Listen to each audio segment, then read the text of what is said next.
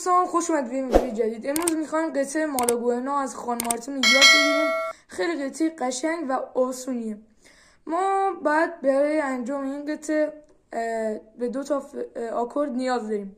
آکورد اول ما باید انگوش 1 رو بذاریم سیم 3 فرت 1، انگوش 2 سیم 4 فرت 2. با هر ضربه انگوشه پی ما باید یه دونه به سیم 3 1 ضربه بزنیم. به این صورت از سیم 4 ما تا سیم 2 میایم پایین.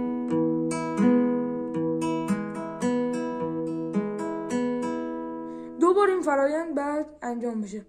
آکورد بعدیمون ما همینو باید یک دونه بیاریم پایین، 1 سیم بیاریم پایین. کلا این آکوردو انگاری بالا بود بعد بیاد پایین. خیلی خوب. حالا اینجا سیم 3 رو 1 بار، سیم 2 هم 1 بار، سیم 2 خالی، باز حالا سیم 3، حالا سیم 3 خالی باز. اینجا سیم 4 فرت 3، 1 فرت میاد عقب سیم 4. چی شد؟ نگاه کنید یه بار دیگه.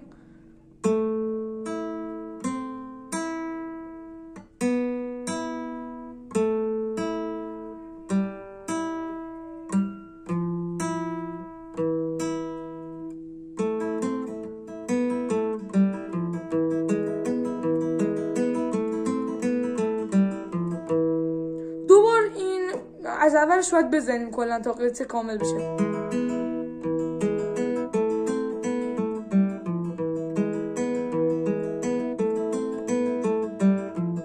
تمام.